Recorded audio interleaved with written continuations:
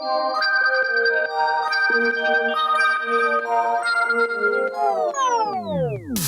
to the 99, where we are focused on brewing a better competitive commander, and part of that is taking a look at new sets, and we just got an amazing one. This set, play design, great job. Except for a mass. The power level of this set is fantastic. Yes. It really is. And cEDH got a lot of cards. Blue in particular. And that set is Always. War of the Spark.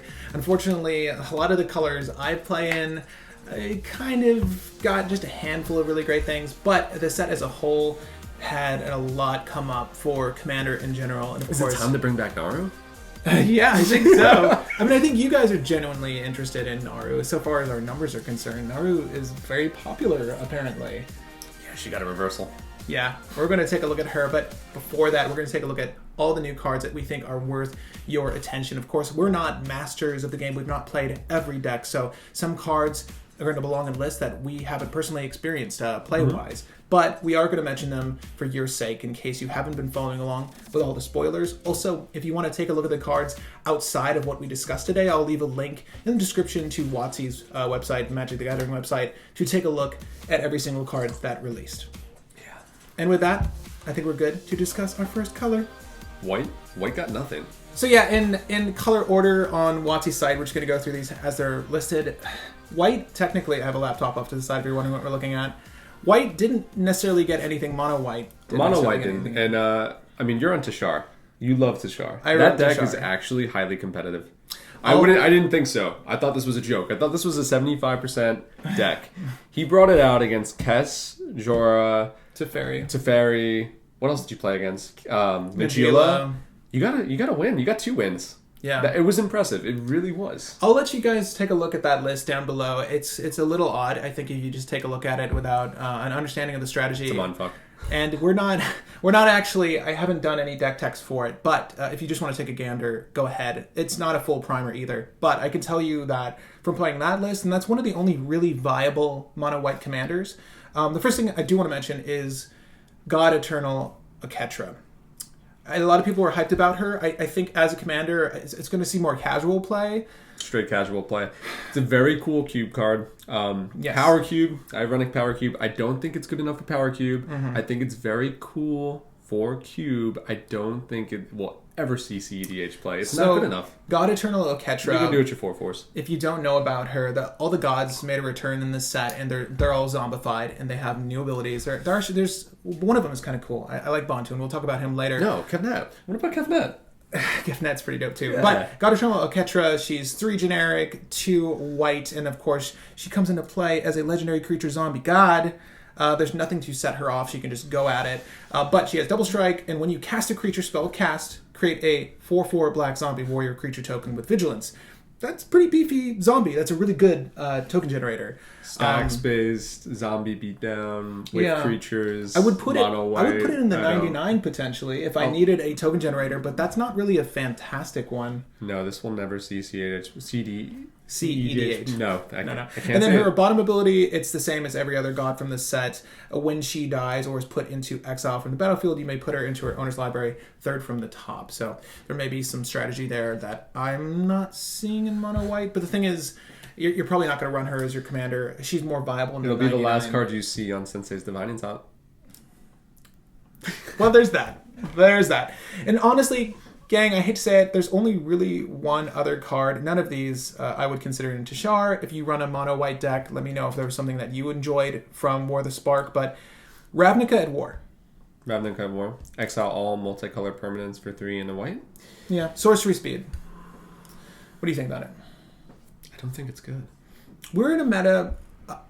I guess our playgroup knows me as the monocolored commander. I don't really build decks that are multicolored, and I don't intend to. So if you enjoy monocolored decks, get that perspective from me. It's a good EDH card. Yeah. EDH card. I could see it. Yeah. For multicolored cEDH, permanents? I don't really see it. No, it's not going to never. hit lands, if you're wondering. It's too expensive. It's sorcery speed. Yeah. I don't What are your major targets? New Niv-Mizzet deck. The new Niv-Mizzet deck, yes. This would be really good. It's a cost-effective way to board wipe potential threats, but I feel like white has better answers. And you're usually looking for those single target responses anyways. We're really scrounging to talk about white here. I know. Well, that is a notable rare. And some excellent art. If you like Emergence Zone, check that out, because that's in the background, if I'm not mistaken. But yeah, that's literally the only thing. I was really hoping that we'd get some good Planeswalkers for white. The Wanderer, Teo, the Shield Mage. They're not good additions. I think with this, we've concluded white. There's nothing you really need to look at. We tried. But how about... Horizons will come for white. Oh, I hope so. Let's talk about blue. Let's. Naru's favorite color. Naru's favorite color, a lot of players' favorite colors. Blue is in a lot of meta decks, top tier decks rather, and it got a lot of gas with this set. I mean, honorable mention to Augur Bolass. That's really cool new art for Augur Bolass. Yeah, who did that? Alex what is that? Constad.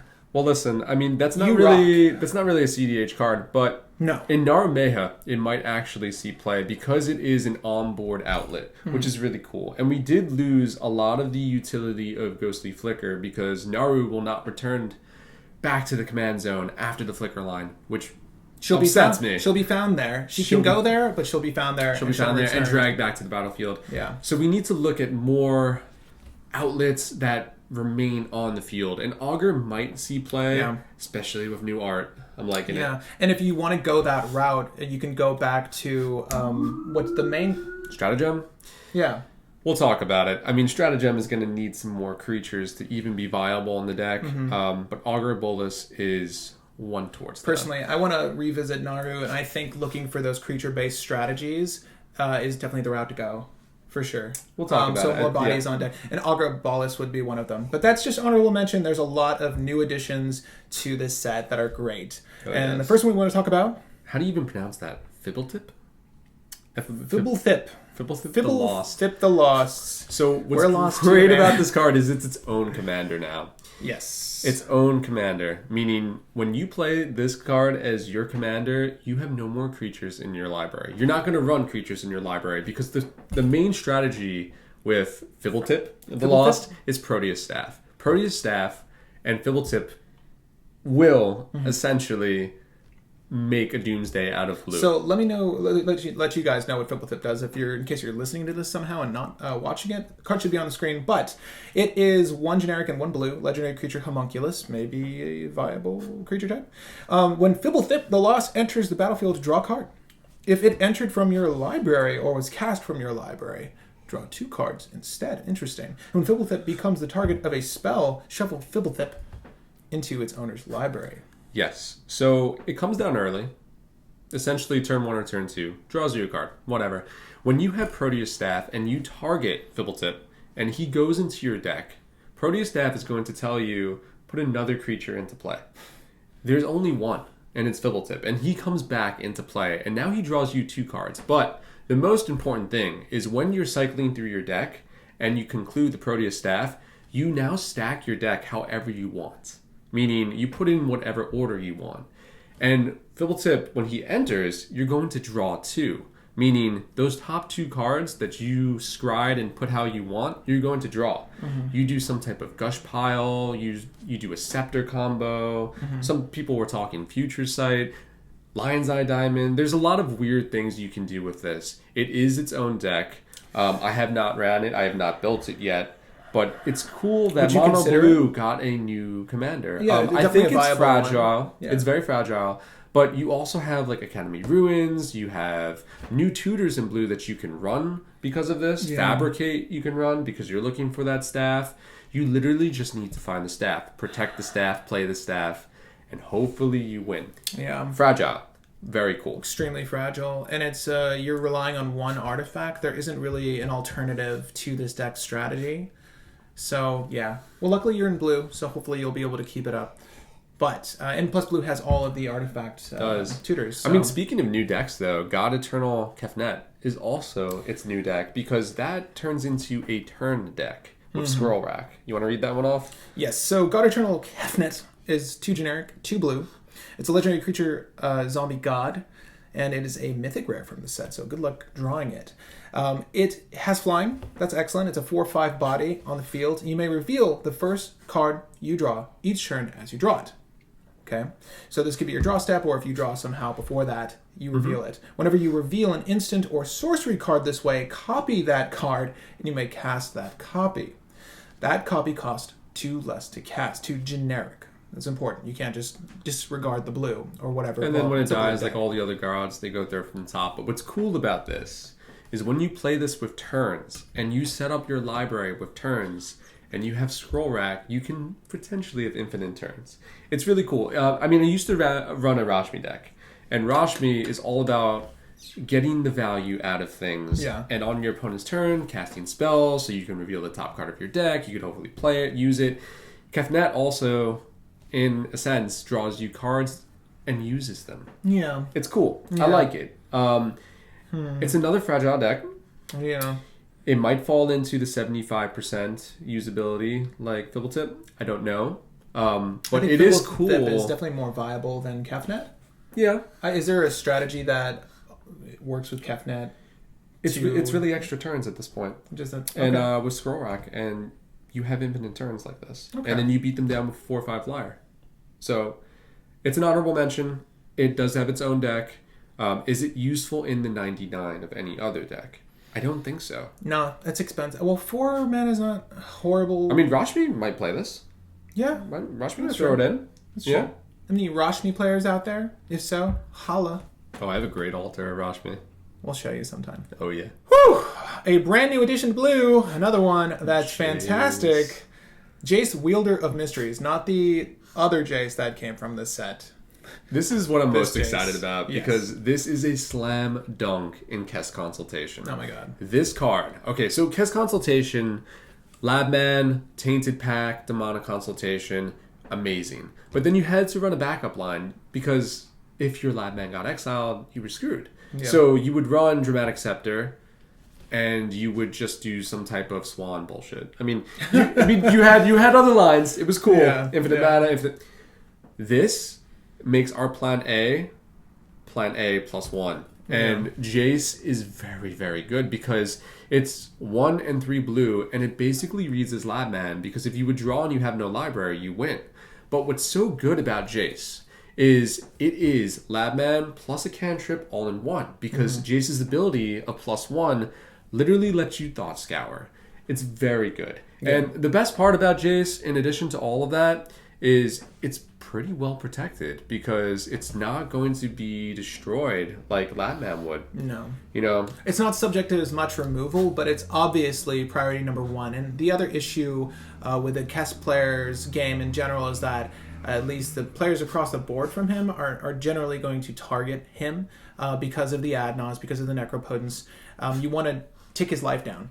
So Jace has a big target on his head after the fact too, because it's a win con in the same sense that your Lab Maniac is. And just so you know what we're talking about, his +1 says target player puts the top 2 cards of their library into their graveyard. Yeah. Draw a card. It's Thought Scour. And then if you haven't seen the top ability, if you would draw a card and you can't, it's exactly like Landman, you win the game. And his ultimate does exactly the same thing too. So -8, draw 7 cards, and if your library has no cards in it, you win the game. He's good all over. Yes. And what's so good, I mean, I've been proxying him in my Kess console, and we played a lot of games with him, and I've won so much with this card.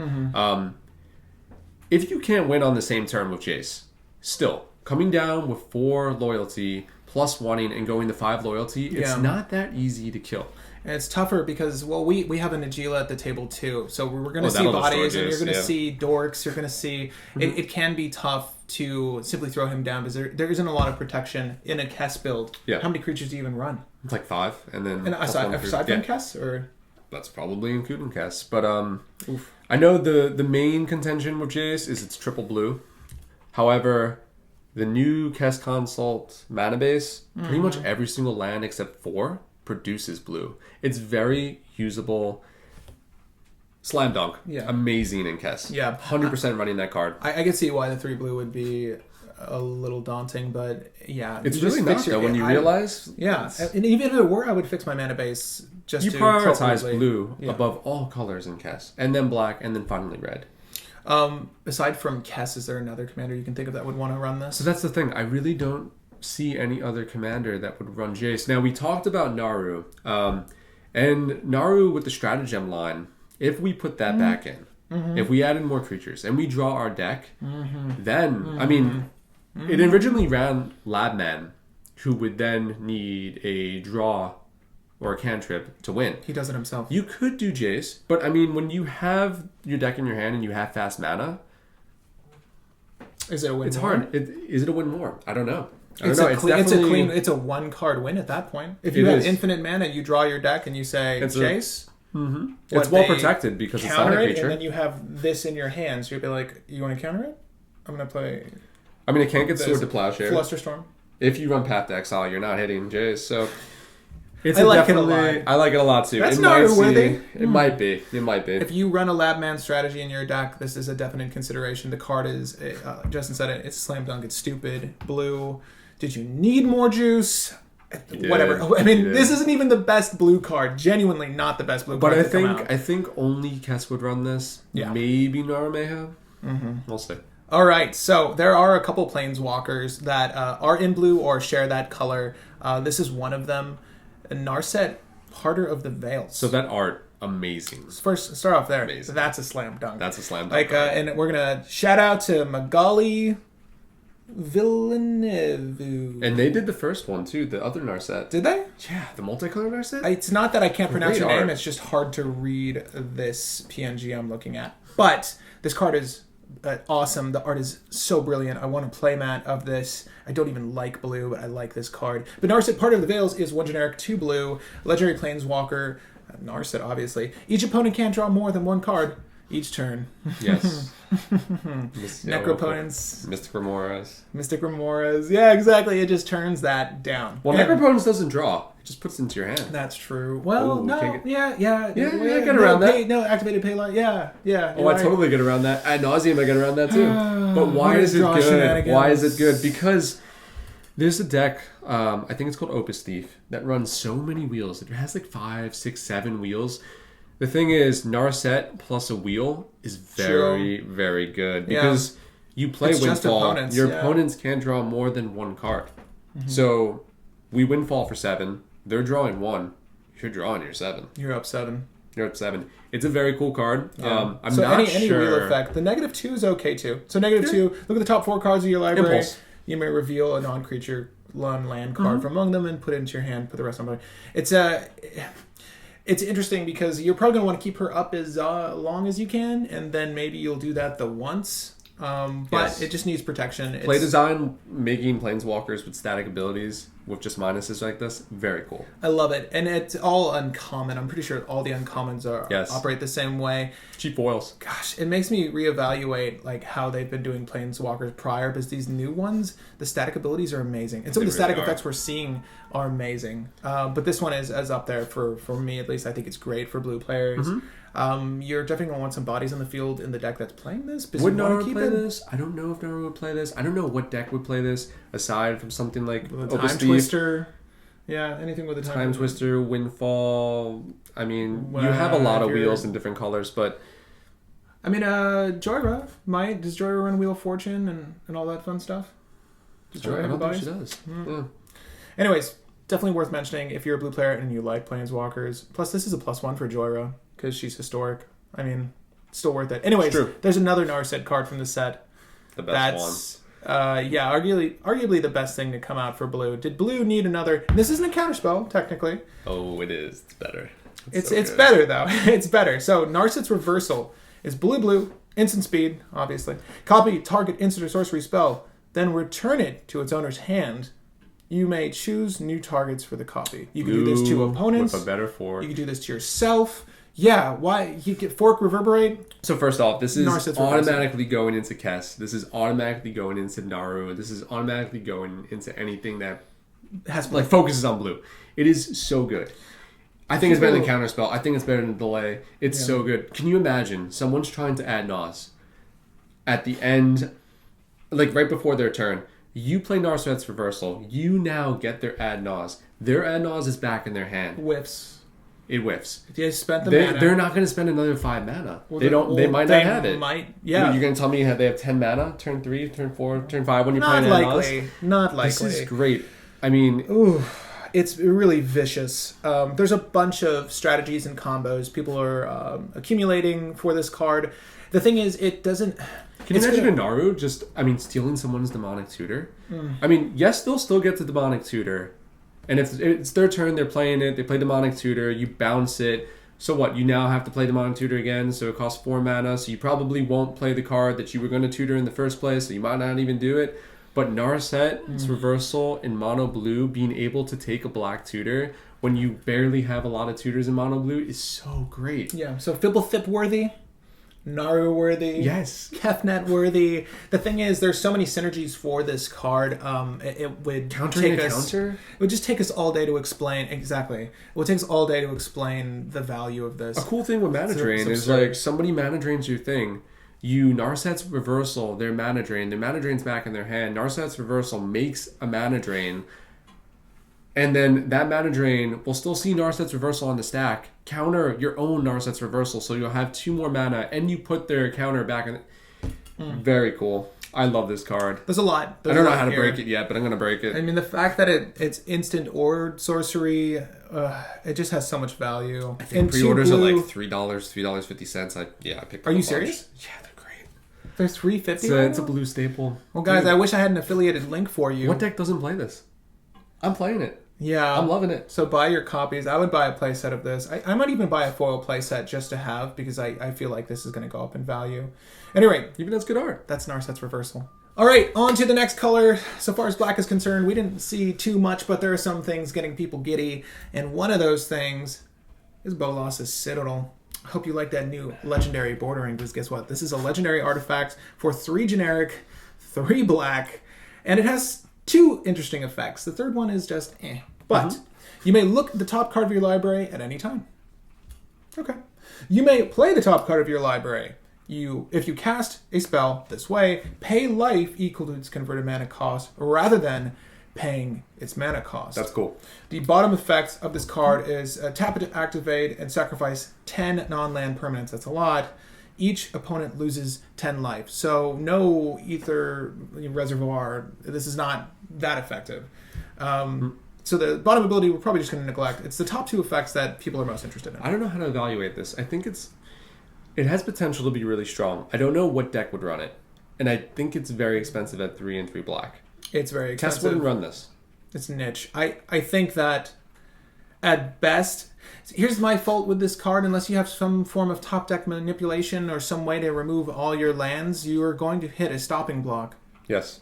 You're going to hit a roadblock with this. You're going to need Sensei's Divine Top. Yeah, something to get rid of the top, yeah. Scroll rack to dig and then rearrange and then keep digging if you got an untap outlet. It's not a compact strategy, and it's very expensive for not being compact enough, in my opinion. I think you can maybe get at best a roll of 2 or 3 cards. I haven't tested this personally, but there are better ways to play through your deck in black. Adnos, so long as it's unbanned, that will always be will always be the thing. I'd love to see this thing being utilized, though. I think someone will try to use this. It's an honorary mention. It's been talked about a lot, but I don't know just yet. I'd love to see the list that rolls with it that makes it good. I don't see it happening personally. And I played a lot of black. It's like that with Doomsday, it's pretty cool because you make a pile, and then you have the pile at your command because you know what it is already. Yeah, that's cool. It's just the problem of getting it out, then playing Doomsday. But you're in mono black, you got rituals, you got other things. You got the best rituals. You can play a black blue. Yeah. It might go in a multicolored deck, and then if you're doing multicolor, it's just going to be even more mono difficult. black commander is really... Well, that's the other issue. There's no good mono black commander. I'm just going to say cEDH, you have cEDH. I don't like the cEDH Adnos shenanigans, and I had a Flip Lily, and if you guys are interested in Flip Lily, I'll be reconstructing her.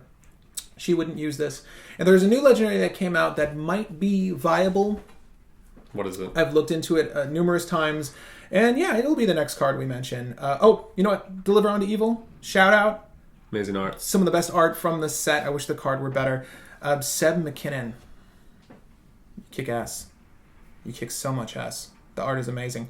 But another god man, God Eternal list Bantu? them all off. Yeah, they're some of the only legendaries that are kind of viable. God Eternal Bantu. If you like Bantu's Monument, then you're sure to like Bantu himself. He is a 3 generic, 2 black, legendary creature zombie god. Yeah, he comes into play as a 5/6 Bade, and he's got Menace. Ooh, everyone's scared.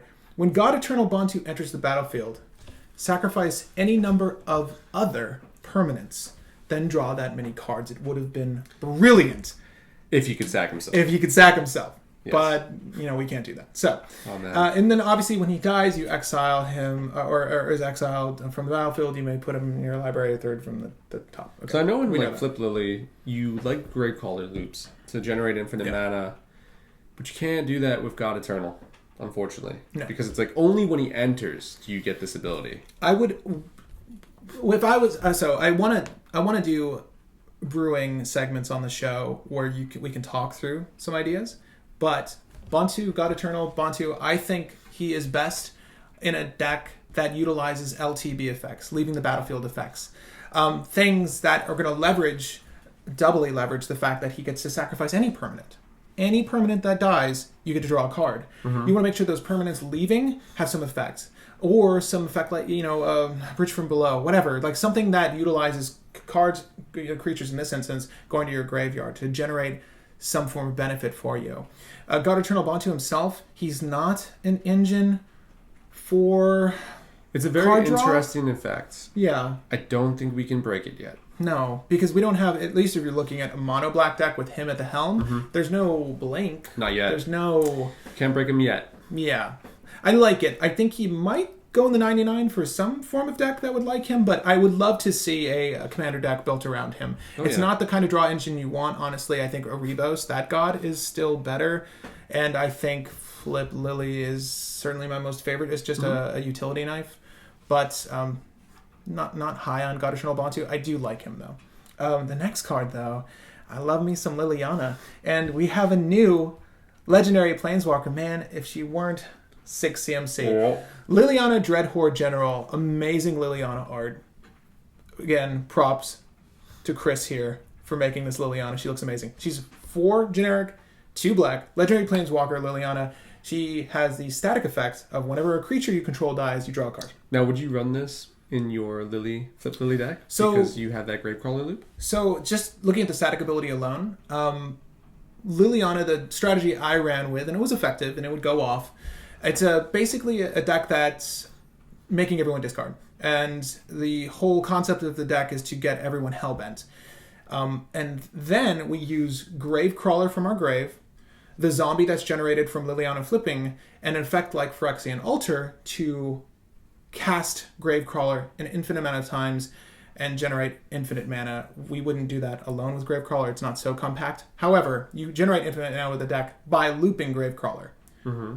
This says when that creature dies, I draw a card. When a creature, not a non-token creature, when a creature dies. So if you have Diregraph Colossus, or I think that's the zombie generator. We're talking extremely fringe, but this is cool. It's hyper fringe. This is cool. And that's my favorite deck to build. I know. So you have mass token generation by form of Bridge from Below and or, again, the Diregraph Colossus. I think that's the name of the Colossus. It's like a 3 CMC thing that generates tapped zombies. Mm-hmm. Doesn't matter. If you kill them, you draw cards and you draw your deck. I think this is a very effective way of manipulating that strategy in a fringe mono black deck. Mm-hmm. I think by itself, that static effect is really good. 6 CMC is a lot to crank out, but if you can do it, it's amazing. It falls just below cEDH. It does. It does. But it's very cool. I don't personally think I would run this unless I'm feeling really, really risque. But for 6 CMC, it's a little tough. We will run a medallion in this, so maybe it's a 5 at best. Mm-hmm. We have all the fast mana, all the rituals. I would try it. +1. Create a 2/2 black zombie creature token. -4. Each player sacrifices 2 creatures. It's actually useful in a Flip Lily build. And her -9, each opponent chooses a permanent they control of each permanent type and sacrifices the rest.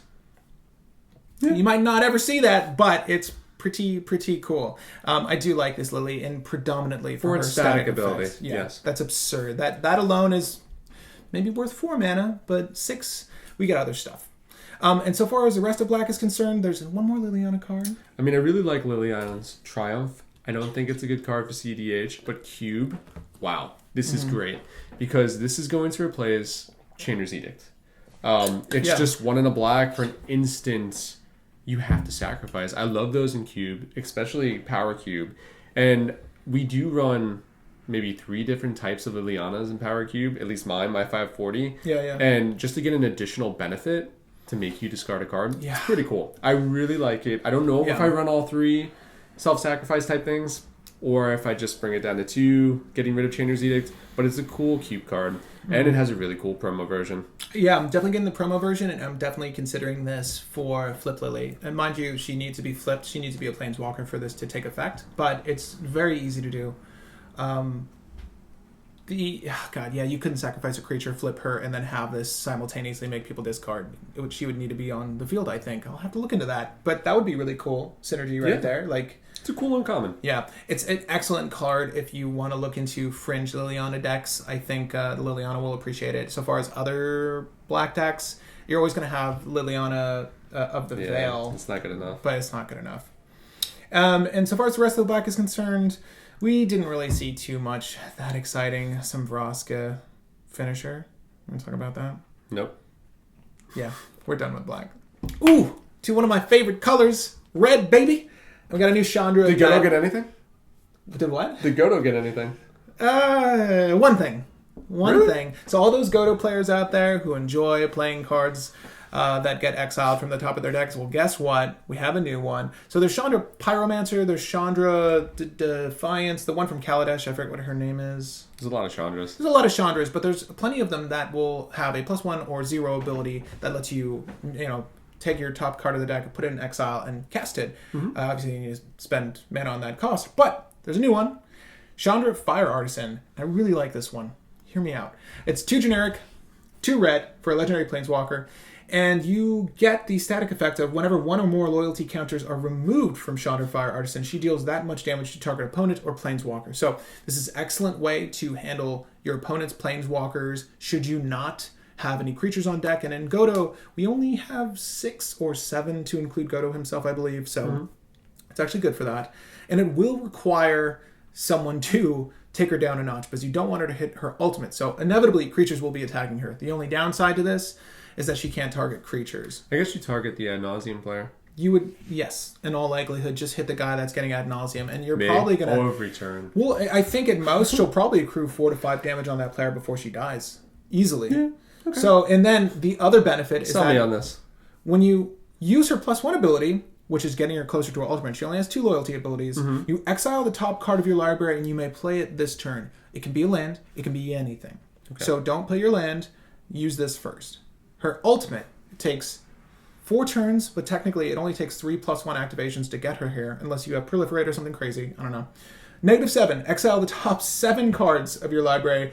You may play them this turn. And in Godo, let me tell you, your hand looks like this half the time. You have nothing. So having her on deck is pressing for your opponents. Like, I use Memjar, I use, obviously, Wheel of Fortune, and I use, what did the last wheel? Reforge the Soul? Reforge the Soul. Because I need to replenish my hand altogether too often. I love seeing it when people play wheels and don't have a Notion Thief. It means I get a full hand again. This is essentially giving you a full hand if you get there. And a lot of people are not likely to attack her because of the retaliation. At least that's what I saw from our testing. However, I wasn't able to get it to go off. I only had her on the field once. I think Kess doesn't have a lot of creatures to attack. Teferi doesn't have a lot of creatures to attack. No. Najeela was beating it down. Yeah, but Najeela is a you have ways to just kill Najeela in Godo, but if she is left unchecked, you're going to go against a lot of dorks, and you're obviously going to go against, if you're running against an Najeela deck, this can be bad. But if you're running in a meta that is not creature intensive, Chandra's going to go off. Chandra is just going to go off. Because you get to see more cards, play more cards. In mono red, we'll see. It's important because not sure yet. The best thing we have other than that is looting. And the only looting cards I use are Faithless Looting and Magmatic Insight, because it's very easy, at least in my deck strategy, to use that to essentially function as a draw. Magmatic Insight makes you discard a land, and that's okay because it's a land, and we've got plenty of ways to get that land back. I think Chandra Fire Artisan is better than Pyromancer because her 0 effect allows you to exile the top card of your library and play it. Mm-hmm. That is not as good. I would rather that be... Because if you look at the other effect that pings dorks and stuff, that's nice. It's useful, sure. Mm-hmm. But I would always rather be using that 0 effect. I want to go through my deck. And this one says +1 and do that. To me, that already makes her better. We could discuss this in the comment section. This is a to-be-determined card. It's interesting that you're even considering this for Godo, though. Yeah, she's in the deck for now. I wouldn't even consider this for cEDH. It's cool that you're possibly testing it. The other Chandra, and if you look at the list, I guess I'll leave the list in the description for you guys. I think the other Chandra is better, obviously. The one from cEDH. I forget her title. But this is certainly an excellent card to consider. It's better than Outpost Siege. It's better than that. It's better than Vance's Blasting Cannons. It's better than a lot of the other Exile top card you get to play at effects. And those all also cost 4. Although, albeit I think Outpost Siege is 3 generic and 1 red. I still like this. And I'm still going to run it. I think it's definitely viable.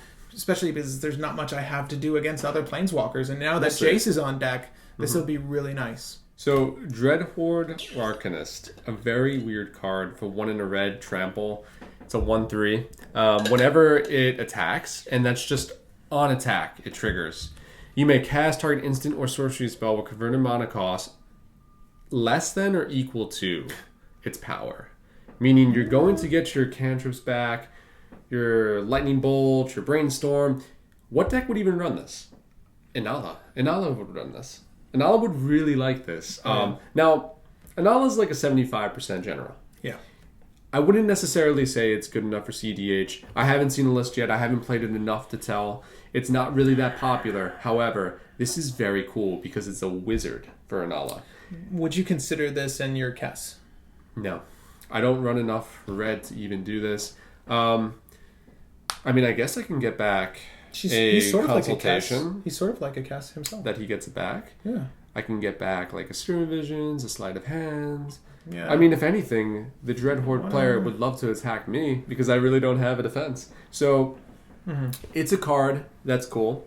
It's a card that might see play. And Nala would definitely play this card. I don't know if any other commander would play this card yet. Flip Chandra. If you're going to go super fringe and you just want to damage out people, well, guess what? You got a lot of damage in there, and you can use Dreadhort Arcanist to recur those things. Your Galvanic Blast, your Lightning Bolt, whatever it is. Preferably something that has multiple targets. It's definitely an honorable mention. Yeah. I think Dreadhort Arcanist is certainly a cool rare in addition to the set. The fact that it's based off your attack isn't so horrible. I mean, if you want to go really fringe, you can use abilities that buff its attack, but it might not be worth it. You're really looking at that 1 and under zone, and he's there for you. Another weird one is Finale of Promise. For X red sorcery. You may cast up to 1 target instant or sorcery card from your graveyard, each with converted mana cost X or less, without paying their mana cost. And of course, if you hit X of 10 or more, you get another awesome ability. I don't know. I've seen some Kess lists talk about this. If X is 10 or more, copy each of those spells twice. Yes. So you choose new targets for the copies. Bonus rounds, 1,000-year meme. There are decks that might like Finale of Promise. Kess Consult, the main list, doesn't really ever get double red. It's very hard. Double red, and are you going to get over 10? I mean, do you even want to attempt that? I don't know. I mean, I think it's a very cool card. I don't know what list would run this just yet. Certainly not the best Finale, let me tell you that. Not the best? No, there's a much better Finale. But I do think that's cool. And or sorcery, you're going to have instants and sorceries in your grave. Yeah. You can target at least This is one of those cards that deserves a shout out because something along the lines of, I don't know, something will break it in the future. I don't know. I think so. It's up to, I mean, would you want, if someone counters your consultation, I don't know, you do it again? 2 red? That is rough for you. I don't know. It's definitely worth it. Let us know if you run Finale or you plan on running Finale of Promise and a list you have. You can link that list down below. I'd love to look at it and see how it functions and just let us know how it functions. There's also one final legendary that was added that certainly deserves an honorable mention as a potential commander, and I do love mono red. I think there needs to be more mono red commanders out there. I might even, there's another There is another Neheb deck that people love, but there's a new Neheb that I think is really interesting. This is Neheb Dreadhort Champion. So it's the same cost as Chandra, so you can switch them out of your Godo. 2 generic, 2 red. You get a legendary creature, Zombie Minotaur Warrior. They could barely fit that text there. He gets trample. He also has, whenever Neheb Dreadhort Champion deals combat damage to a player, so you need to get in there, or Planeswalker, better yet. He's got the trample for it. He does. And he's a 5/4, mind you, a 5/4 body for 4, so that's already passing the vanilla test. You may discard any number of cards from your hands. Okay, what would you do with this? If you do, draw that many cards and add that much red mana to your mana pool, and until the end of your turn, you don't lose this mana as steps and phases end. So you obviously would get this during combat and in main phase 2. So you can cast your sorceries. Do whatever you want. Yeah, cast your wheels again. Yeah. I think that this can be used in mono red. Correct me if I'm wrong. I think there are strategies to get infinite combat phases outside of Godo. There is certainly Combat Celebrant is a way to get an additional combat step. There's plenty of additional combat steps in red, and I've not researched or developed a mind for this kind of strategy outside of Godo. And Godo, he himself is the strategy for infinite combat, with Helm of the Host, obviously. But Neheb can definitely dig through the deck more effectively than a lot of red cards. We love wheels. Yeah. Would you run this in Godo? It's a self-wheel. I mean, you were talking about not having a hand, right? That's the thing. So you couldn't discard the cards if you didn't have the cards. Exactly. But would you run this? I don't know. I mean, you would get in. Yeah. You would get in. He's definitely going to aim at Planeswalkers or players. And you could get mana generated from this. This is tough, because the only issue with this is that you're never going to use Neheb and ramp into Godo for victory on the same turn, because you wouldn't have that combat phase 2. Yeah. I think he's certainly a general that is going to be played casually, and I think he may be broken if there's some way to generate infinite combats in red that I'm not privy to. Let me know, because it would be very cool to use this guy to dig, play. It sounds hard to keep an eye on. Yeah, you're definitely going to have to work for it with this guy, but at 4 mana, I mean, that's pretty easy to push out. I like it. I like him a lot. I like it a lot too. And the art is sick. I don't think it's ready for cEDH just yet. No. Not yet. Certainly a mention, though. Again, mono red doesn't really have that much by way of legendary creatures that you would really want to roll with, but he's a cool one. Oh, we forgot one honorable mention. Tibalt, Rakish Instigator. Once again, neutered. Did not get a good effect. I'm sorry. I really wanted it to be good. Sorry, Tibalt. There's too many Tibalt memes. This is like the joke at WotC, I swear. This is like the card they will never do well. Oh, he needs to be rare. Cool art, though. Or mythic. Uncommon. Anyways. All right, green got 2 very promising cards. And the first one is a must-add in Selvala. And if you rock any deck... cube. Yeah, I mean, if you're using it, there's just so many strategies that generate infinite mana that utilize the color green. Maybe Food Chain probably won't need this. But, oh my gosh. Finale of Devastation. Not only is the art insane... this is a mythic rare. It's new from the set. It's X, green. Sorcery speed. Search your library and or your graveyard for a creature card with converted mana cost X or less, and put it onto the battlefield. Okay. If it's a Green Sun Zenith, except it goes beyond green and it goes beyond your library. Yes, it goes beyond green. For one more green. But that's not it. If you search your library this way, shuffle it. If X is 10 or more, creatures you control get +X/+X and gain haste until the end of your turn. Take that, Craterhoof Behemoth. So, Yisun plays Craterhoof Behemoth, Green Sun Zenith. Would it play Finale? It probably would. Yeah. It probably would. Selvala will. You ran a Yisun list a while ago. I did. Did he generate infinite mana in a way that would leverage the hell out of this?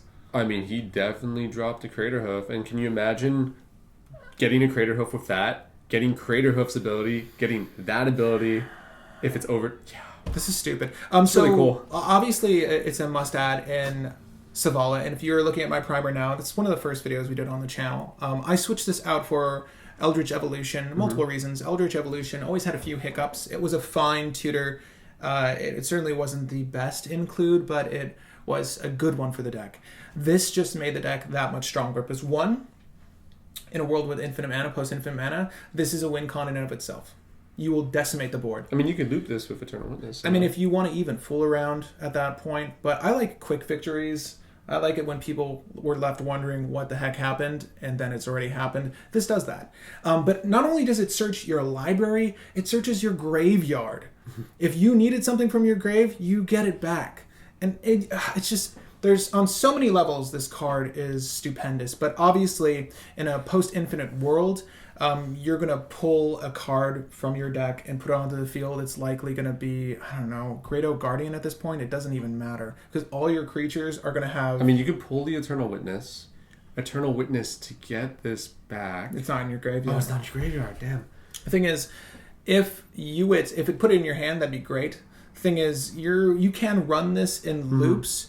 You could sacrifice the Uid and put it in your grave. You could target it. There's nothing really there, but you could loop this to get every single creature out of your deck. If you are rolling with like a Beast Within loop / Uid. Summerwald Stag to kill your own Uid. Okay. Yeah. Summerwald Stag. Yeah. So I haven't thought about it that thoroughly, but I guess if you really wanted to, you could, because this is a bomb by itself. It's just putting a creature on the deck and then having all your creatures with haste is great. And you're normally with Selvala going to put all your creatures out anyways. This is just icing on the cake. But you could loop this and you could just Beast Within your Eternal Witness a shit ton of times, I guess. Recur it, and then have a bunch of 3/3 Beast, and then like give them X and haste. And then you don't even need you make an army with that loop, and then you just hit everyone with it.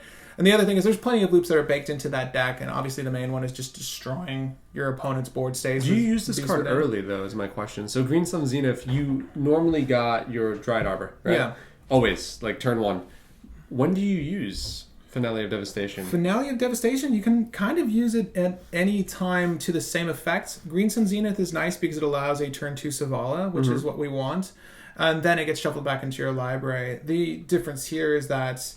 You don't shuffle it back into your library. Yeah, I know. So it's targetable with your Skullwinder, with your Eternal Witness. I would honestly use this at any point. What would its target be early game? Early game, it depends on your board state. Like if you need a big creature, this will get you that big creature. Any creature, it could be an artifact creature, which is so nice about this. So you get your Phyrexian... Your Lupin, your... Soul Gorger is probably going to be a 1CM, so you get your Phyrexian Dreadnought. Okay. And then you have the mana prerequisite to cast something else. What's crucial about it is it's a new tutor in green that puts it onto the battlefield, and then boom, Selvala. Well, man, that'd be even great with like Phyrexian Soul Gorger. You drop the Soul Gorger, and then you have the mana necessary from your Selvala tap off the Soul Gorger to potentially play out a Uid or Skullwinder. You get Finale of Devastation back. You're rolling with more mana, and you can just go through your deck. At any rate, it's a fun card. If you know of some loops in any deck, let us know. It's just devastating, and green can always use more effective tutors, and to the field tutors are amongst the best, and this hits any creature, so it's viable in any deck. Splash it. It's good. 2 green, work it in. We'll see. I mean, right now I only see the mono green. I'd love to see a deck, multicolor, that could use that.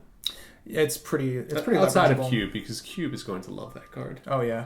And Cube is probably going to love this card too. Yeah, Vivian's Ark Bow. That's pretty cool. 1 in the green, legendary artifact for X and tapping the Ark Bow, which you can do on that turn. You discard a card. You look at the top X cards of your library, where X is what you paid for it. You may put a creature card with converted mana cost X or less from among them onto the battlefield. And then you put the rest of the bottom of your library in any random order.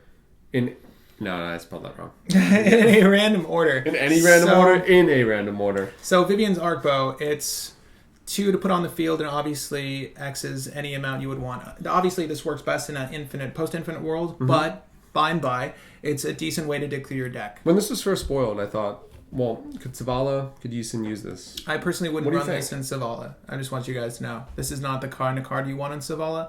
And at that, yes, you are working towards the second step, is working towards infinite mana. And yes, you can get the thing you want and put it on the field, but that's... so it's really good post-infinite, pre-infinite. It's not really, it's kind of dead. And also, you need to discard a card. So, in a way, it could replace potentially a draw effect, because in the same sense of you dropping a big creature, let's just say I drop my Phyrexian Soul Gorger, I tap for 8, I play, and that's all the mana I have left. Sure. Vivians Ark Bow. I have 6 mana left. Okay. I have to discard a card, spend 6 and tap this. I can dig 6 and put something from the top of my deck, a creature rather, from the top of 6 of my deck onto the field. I mean, Great Oak Guardian would be a beautiful instance. I know, but you're only digging 6 in that instance. Exactly. It doesn't feel. I would rather see, instead of digging 6, I would rather spend money on the Rishkar's Expertise, or you know what I mean, anything that's within this field that just draws me X amount of cards, because you're likely to have digging this way isn't as effective as just getting the cards in hand, because with the multiple cards you could potentially continue untapping, tapping for mana, and going through your deck. I like the thought process, but I think it's right now it's strictly cube card. Very good cube card. It's definitely a great cube card, and certainly honorable mention for any green players. Let me know if you are considering this in your list, if it's a Savala, if it's a Yisan, if it's a multicolored deck. What would you sub out for Vivian's Ark Bow? Because I think there are not similar effects. And I think if you don't have Survival of the Fittest, this is not as good as Survival of the Fittest if you're going to discard anything. Although this lets you discard a card. It's tricky. And I don't know if it's going to replace Birthing Pod in anyone's world. In cube, it might for me. You think so? I think it might. I mean, I have a lot of cool Reanimate Golgari strategies. I think this could be it. That's true. Oh, yeah, and you do. Yeah, the discard could be beneficial. At any rate, let us know how you use Vivian's Ark Bow. It's definitely worth mentioning. I just don't think I'm going to use it in my decks. Yeah, it's unfortunate. I'll probably own one, but that's as far as I'll go. Ooh, gold borders.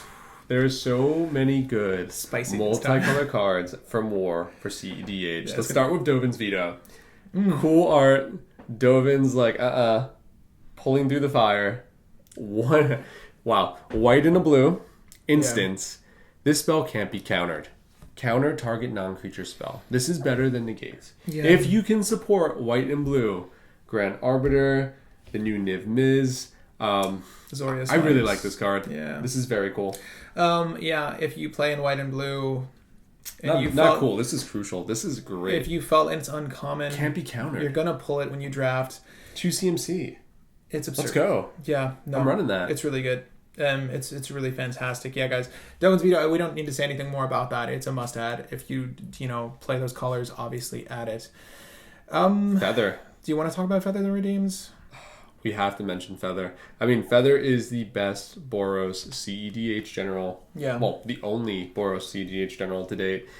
Are people really crafting for cEDH with Feather? People are crafting Feather. Yes. I'd love to see that They're going for some loops. I know Ernesto is really wanting Feather. It's an angel. That's why. Ernesto loves angels. Yeah. I want to see the list that can do it. Yeah, so Feather the Redeemed is 1 red and 2 white. You've likely already seen this card. It's been spoiled elsewise. But it's a legendary creature, angel, flying. Whenever you cast an instant or sorcery spell that targets a creature you control, exile that card instead of putting it into your graveyard as it resolves. If you do, return it to your hand at the beginning of your next end step. There's also a 3/4 body for 3 with flying. So there's a lot of instants and sorceries that target Feather and then have the side effect of draw a card. Looping this. Well, I mean, having this every turn. It's really cool. It's that the only ringer is that it's if you do return to your hand at the beginning of the next end step. Which would be your end step. And you get to do it on your turn, and your opponent's turn, and the other opponent's turn. So effectively, you're drawing 4 cards. Yeah. I like it. Is it enough for Boros? I don't know Boros that well. There might be some infinite games in Boros that Boros really hasn't seen the spotlight in cEDH. It's unfortunate. No, this is a really cool way. I mean, if you're probably going to run a lot of blink cards. Maybe blink and draw, if that's a thing. There is. But yeah, I would brew for this. This would be kind of fun to look at. This would be a great brew. Oh, for sure. This would be a fun brew. I mean, this is definitely 75% tier. I don't know if we can get there for cEDH. I really wanted to. I don't know if there's anything to really break this yet. I mean, there's that one Aurelia's Fury. I forget what it does, and that's a soft lock with Feather that Ernesto was talking about. I like that. What's it called again? Aurelia's something. If you know what we're talking about, post it in the comment section below. We'll look it up later, but definitely worth looking at. And if you're considering brewing for Feather the Redeemed, let us know. If you have a list already, there's a whole Discord for it. I'd love to see it. Yeah, I don't know if I'm that dedicated to the Feather, but it's cool to see. Oh my god, heartwarming redemption. Yeah, I mean that's a wheel for Feather. Gideon. What? That's a wheel for Feather. Yeah. Yeah, I guess. Why not? There you go. Heartwarming. Yeah. There you go. Must add in your feather deck. 4 mana. Discard all cards in your hand, then draw that many cards +1. Ooh, we get a +1. You gain life equal to the number of cards in your hand. It's an instant wheel. It's instant. Oh my god, there you go. Another card for the reservoir, the laser beam. You gain in life. We can do it. Actually, I could see like a reservoir theme with this being really good. Slow, but good. Okay. All right, Neoform. Great art. Great art. We'll start there. Green and a blue. Sorcery. As an additional cost, to cast a spell, sacrifice a creature. Search your library for a creature who converted mana cost equal to +1 the sacrificed creature's converted mana cost. Okay. And put that card into the battlefield. Birthing Pod? With a 1/1 counter on it. Then shuffle your library. Yeah, so Adamar, Vanaver, they're both going to sop up this card. Yeah. It's great. It's a tutor. And Adamar is like, yeah, I'll take a +1/+1 counter on something. Yeah, I like it. I like it a lot. I have not played those lists. I want to play those lists. And Neoform is very, very good for those lists. Another uncommon too. Should be very easy to acquire. Oh my gosh. Yeah, no, there's potential there. I haven't rocked those lists yet either, but I know a lot of Animar folks are excited about this. Zenith, except it's for 2. Mm-hmm. I mean, you're already playing all these dorks and other creatures. This is very good. I like it. No, it's just it's another good tutor for Simic. So like, why? Wow, that's gonna be great foil art too. Yeah. Definitely honorary mention, guys. If you rock a deck that utilize this color, if you're playing Animar in particular, let us know what you think. I'm excited to see that.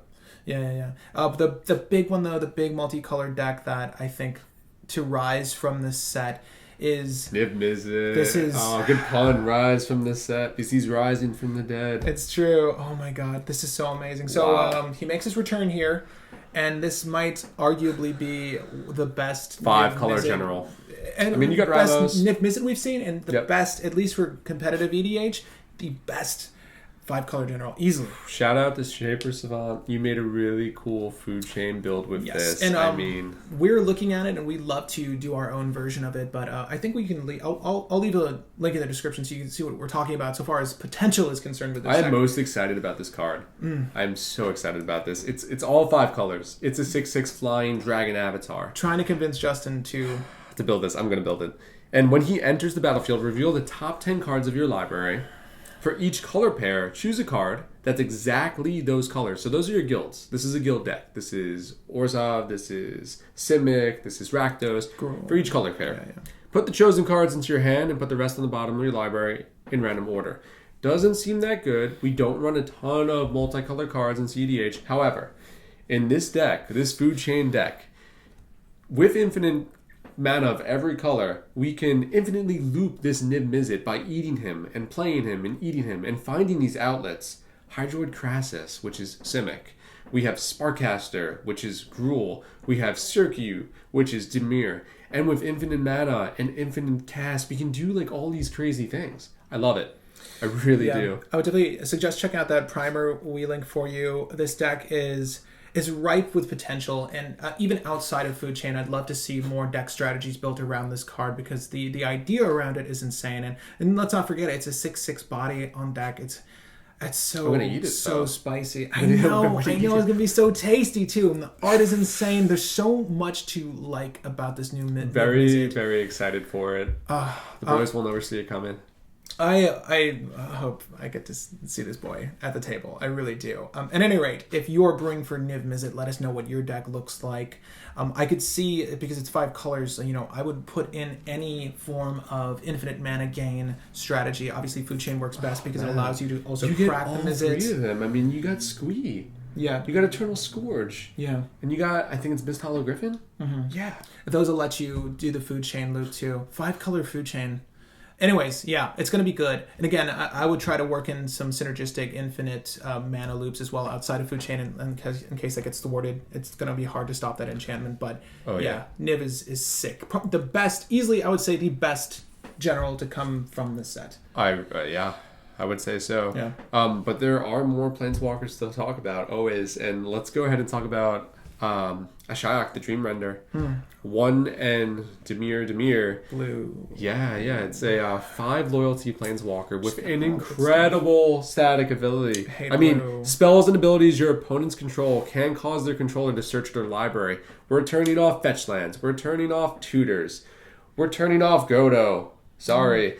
It's great. Yeah. And it's -1. Target player puts the top 4 cards of the library into their graveyard, then exile your opponent's graveyards. Sorry, Teshar. That's great. And I mean, in -1 with a guy or girl that starts with 5 loyalty counters. Okay, look, you need protection for Ashiok. I think that there's so much potential for this, but did Blue need anything else really? Black did. Yeah, and if you're in Demir, then you're going to love this. This card is insane. It's very, very good. Again, it doesn't belong in every deck, but for the decks it does fit into, you're shutting off so much. So just the static ability alone is so strong. And that -1 in Kess is a +1 for you. However, Kess, in my Kess, the Consultation Kess, I'm only running 4 to 5 creatures. I can't protect this. And in our meta, at least, it's really bad. It's going to last 1 turn. I need this in a deck where I can protect it. I need dorks. I need something. I need maybe some like man model deck with some like He-Man in there with humility. I would like that. I mean, this is a very strong watch card. I don't know what deck plays this just yet, but it will see play. And it's uncommon, so again, it's not going to be expensive to acquire if you want to roll within your deck, test it out. Let us know what you guys find is the perfect blend for Ashiok, like what type of deck you're rolling him in, but that -1 is stupid. Our meta is very grave dependent. Most all top tier decks utilize the grave in some way, so if you're looking to prey upon them, you can mill yourself. I don't want to fight this in Kess. You can play your own mill strategy while exiling each of your opponent's graveyards. It's stupid. Or if you see someone like, if they somehow forget, if they imp seal or top deck tutor in any form and allow you to play this, you just say goodbye to that. You discard 4. Yeah, you're like the next 3, and then I'm just going to say goodbye to that entire strategy you're building towards. It's really, really good. It's so good. So iffy in my Kess, but my Kess would not want to play against that. No.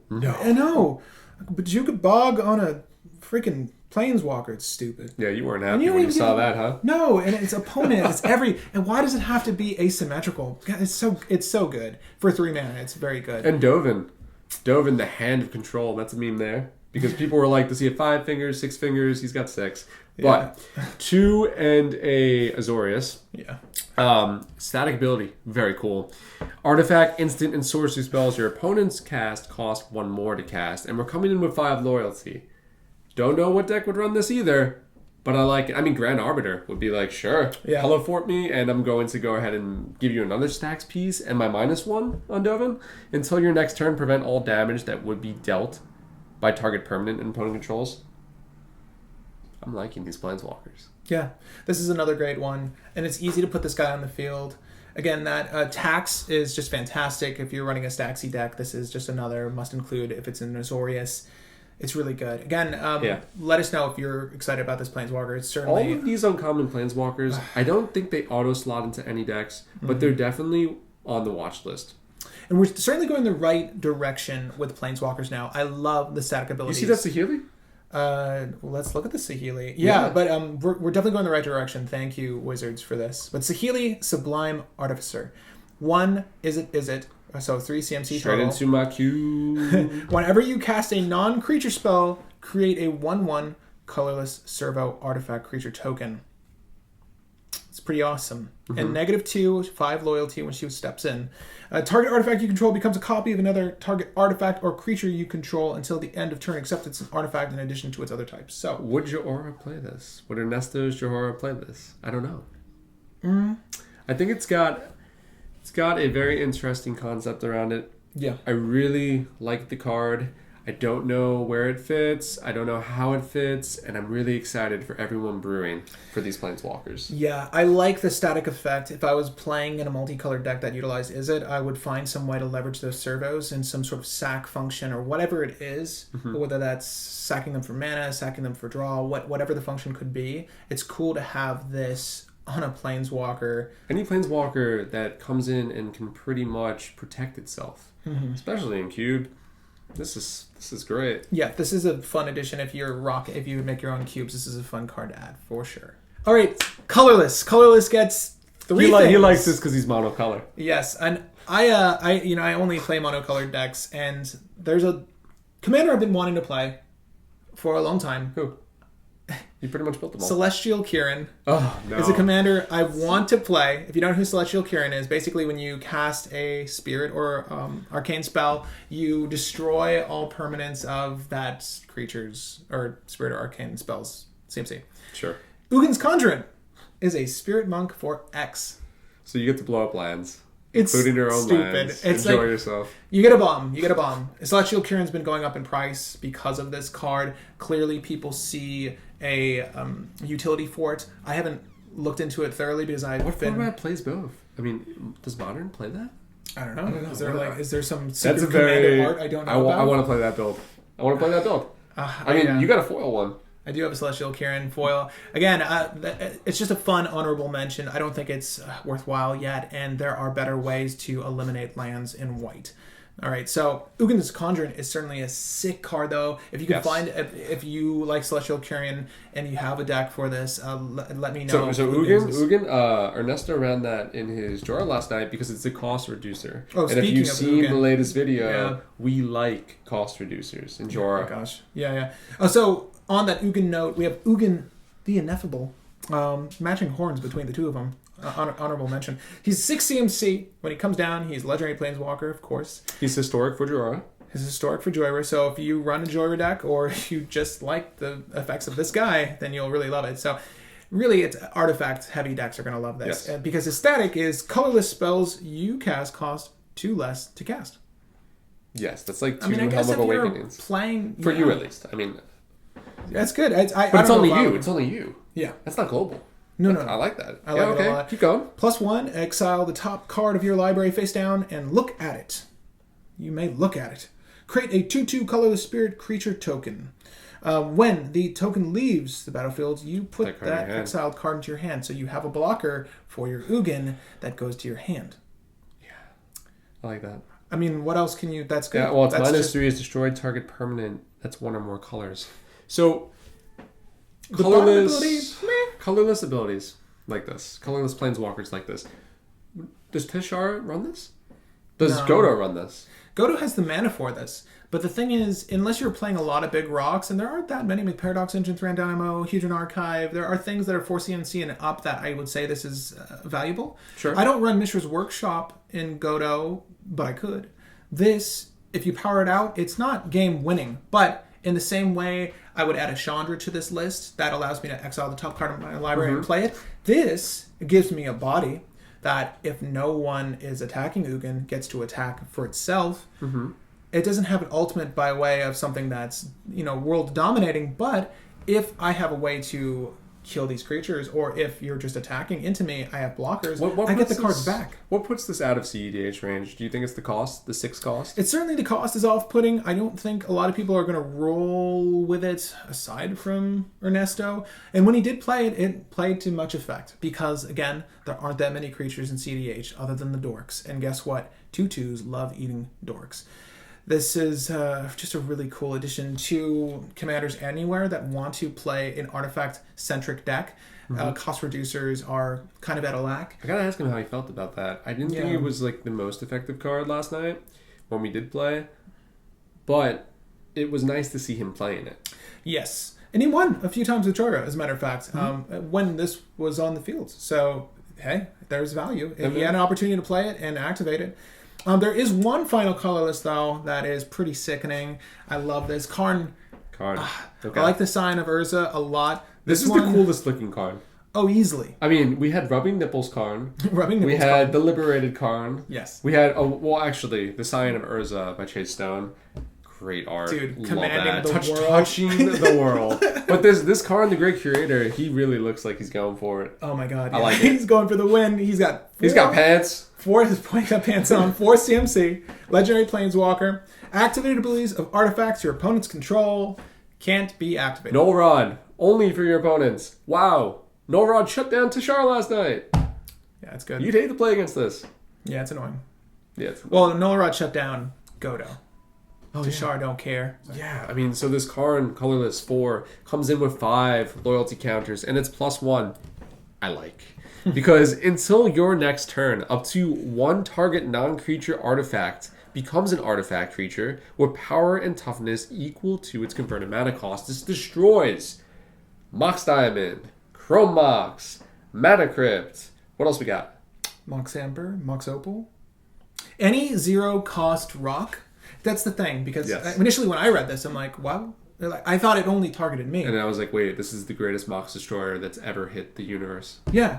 Target. Just any target artifact. It doesn't have to be yours. So you just destroy all your opponent's fast mana. I love it. And the thing is, I mean, they weren't even able to activate it anyways, but Karn's got a timer on him. So I'm just going to go whip that up, whip that up, whip that up. Oh, he's dead now? That's okay. Mm-hmm. I do not mind. It's -2 is not good for cEDH. That's the unfortunate part, because you may choose an artifact card you own from outside of the game or an exile, reveal it, put it into your hand.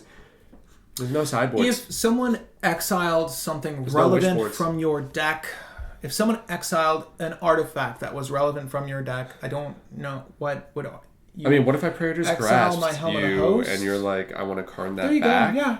Can you Karn that back? Does Praetor's Grasp say exile? Yeah. Exile it and I get to play it, and then you're like, wait a second, Karn's like, let's hope it doesn't back. But then it doesn't have instant. I'm like, it was instant to begin with, so sorry, Karn. You just go on top. Yeah, that'd be funny. Anyways, so there may be some utilities, but to be honest, the cards that get exiled generally aren't artifacts. And if they were, then this would be really good. However, just for the passive and the +1, is 4 CMC worth it? I mean, it's 4 CMC is in that competitive range of maybe I'll play it, and I do like Null Rod. Null Rod is really cool, and Najeela ran Null Rod, and last night that was greatly effective. Yes, it's more expensive Null Rod. Null Rod is symmetrical though, right? Yes, so I mean it should be more expensive, and that +1 ability, we might be able to leverage that in cEDH. I really do not mind this. And of course, I mean, if you have a beefy... I mean, if you just want to bring down the ad nauseam user's health, you can just turn your Thran Dynamo into a 4/4. That's the unfortunate part about playing ad nauseam and being the only ad nauseam deck at the table. Everyone targets you. Yeah. Mono black. The Flip Lily doesn't go near ad nauseam or Necro, so she's fine. I gotta say, though, I think the most hyped cards from our play group has been the lands from War. Oh, my goodness. So... Especially monocolor. Monocolor's like, yeah, I'll take these lands. If you're like me and only like playing monocolored decks, I like monocolored decks for a variety of reasons. One, it shaves off the cost of building because I don't need the expensive OG duels. It's not that I'm averse to getting them, it's just too much. And if you want to curb your costs, go monocolored. And if you like playing with utility lands, well, guess what? We got a treasure trove of goodies. And the first one I want to talk about is the best one, and it helped me win games last night in Cheshire.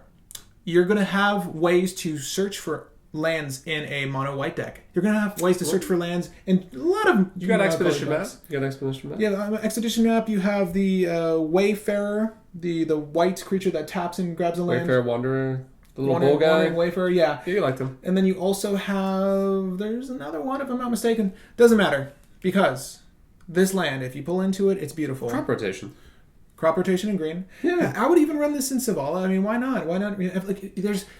In a monocolored world, you only need so much colored mana to get your strategy in play. Blast Zone. We are prefacing this for Blast Zone. Blast Zone enters the battlefield with a charge counter on it. Note that. You can tap it for a generic mana. You can pay X, and tap it to put X charge counters on Blast Zone. What is this all building up towards? 3 generic, tap it, sacrifice it, destroy each non-land permanent with a converted mana cost equal to the number of charge counters on Blast Zone. So we're like in an engineered explosives with land, and we love it. We love it. I mean... I demolished a Silent Gravestone, a Grafdigger's Cage, a bunch of Soul Rings. Literally, as soon as I put this on the field... And it doesn't come into play tapped. It comes into play with a counter on it. So you're hitting all those juicy one-cost, generally artifacts... It's amazing. It's devastating. It's unfortunate that it comes in with a counter because then you couldn't blow up tokens, you can't blow up zeros. Yeah. But, I mean, hitting 1 is still very relevant. For the decks that I've constructed, I know that 1 is usually the sweet spot for me. So, Blast Zone, props. The fact that it comes in with 1 is really the saving grace for me because a lot of... Well, Tashar in particular utilizes the Grab heavily. and a lot of the grave hate comes by way of 1 CMC artifacts. It's true. So we need to get rid of that. The only other thing that really hits Tashar is a Torpor Orb. So if your group runs Torpor Orb, those ETB effects are going to be stunted. I mean, but then only... you have a turn. You have a turn. I mean, 2 mana, and you're like, I have 2. I'll put another charge counter. Better hope that guy has a strip mine. And then next turn, I'm like, yeah, okay. And now we're going to go off. Blast Zone is amazing. Guys, even in multicolored decks. What decks are you fathoming this in? I wouldn't play it in Kess. You wouldn't play it in Kess? I wouldn't play it in Kess. I need colored lands. I need to hit that triple blue. Mm-hmm. I need different things. I need that triple black for Necropotence. That's the thing, though, because it's... And why I suggest it's usually best for monocolored decks is that you can go with something that's tapping for generic mana. Sure. It's going to be okay. However, in multicolored decks, you usually have better answers that this is providing you. More lands with great abilities. Yes. That's all I care about, though, because War of the Spark, if this is setting up the blueprint for what is to come from WotC for the rest of this year, if they're printing out more utility lands like this that are usable in every color, this is amazing. This and is you play Crucible Worlds in Godo, which I was like, maybe questionable Blast Zone. No. Crucible in a deck that utilizes a bunch of utility lands that sacrifice themselves. Buried Ruin, Inventor's Fair, Blast Zone, Strip Mine. I want to play that again. Yeah, straight into my cube. I'm very excited for Blast Zone, though, in cEDH. Yes, let us know how you're going to brew with this card. I think, honestly, it's the best card from the set for me. Well, hold up. Emergency Zone. So you thought Blast Zone was good? What do you think about Emergency Zone? I know Shimmerzer is loving this card. Wow, he's so excited for this. So, Emergent Zone is a land, obviously. You can tap it for generic mana. Again, it's another generic mana producer. But busted. For 1 in a tap, sacrifice Emergency Zone, you may now cast spells this turn as though they had flash. So all of the win cons that were on your turn on anyone else's turn. Win cons on anyone else's turn. All of your sorceries, your creatures, your anything, your Shimmermer, which was already... No, we're just going off. If the effects... And here's the thing, if the effects of your win con allow you to put things back in your hand and you play Emergent Zone, but those things are creature-based or sorcery-based, well, now they're instant. So if someone's trying to stop you on your win and you have the mana effective to run your win anyways, you can run Emergent Zone and run your win over top of them. Does Godo play this? Does maybe not play Godo. This? Does Tashar play this? Savala... I know a lot of decks will play this. Not with how I win with Savala. Tashar could play this. Tashar could play... I mean, Kess does not play this because we really go fast anyways, and we don't necessarily need to play a lot of our cards on other people's turn because they're instants. Does Naru play this? Well, are there any sorceries that really affect your game? Not necessarily. I don't know if the current Naru plays this, but I do, because Naru itself has flash. So I'm going to do it on your turn regardless. But I really like Emergency Zone because it's going to open a lot of strategies. Could you flash out the creature you need for a stratagem? Can you flash out?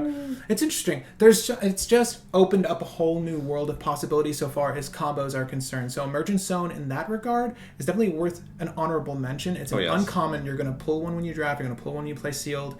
This is such a good card to consider for cEDH. And of course, let us know how you're utilizing it. I think the Xur players of the world are going to enjoy this best. It's just another shimmer strategy for you. Yes. After the Necro, after the Adnaz, whatever your route. But this card is beautiful. I still think Blast Zone is way up here for me, especially when you're lacking the enchantment, artifact, creature, like whatever you want to hate on, Blast Zone lets you do it. Regardless, I mean, War has brought in 2 very great lands. Yes, and cEDH. I'm so excited that we're seeing these because this tells us that their R&D is developing for just lands to be more useful outside of their mana abilities. You know what I mean? So these are really good. We've not seen lands this good in a long time. It's true. These are amazing abilities to have on deck, and they come by way of land is just so cool. Blast Zone is totally worth it. Emergency Zone, I can't wait to see more people brewing with it. All right, gang, and that is it for our War of the Spark review. Man, that actually... There was a lot of cards we talked about. I don't know if we touched every single card that could be viable for cEDH. We really tried. I mean, I would love to elaborate on every single card more than we could. I don't play all those decks. I'm very excited to play some of those decks. I mean, Niv. Yeah, Niv-Mizzet. Now, guys, of course, if there's a card that we missed that you think is perfect for your deck, let us know what that deck is and what that card is. Of course, we want to hear about those cards if there are synergies that we happen to miss, or just effects in general that you think are great for cEDH, let us know in the comment section down below. But aside from that, good job, War. You really brought some new thing. I mean, Modern Horizons, I can't even say it, but I'm very excited because you gotta bring it. You gotta bring it. Give us more cards. After War, for Give us more diversity. Yes. By way of land and utilities. Give white something useful. Please. Tobins veto. Play blue. Mono white. I'm not gonna play blue. give white in general something useful. Man, those Planeswalkers were garbage. Anyways, that is it for the review, guys. Again, my name is Patrick. Yeah, Justin. And it's great. We'll see you on the next one.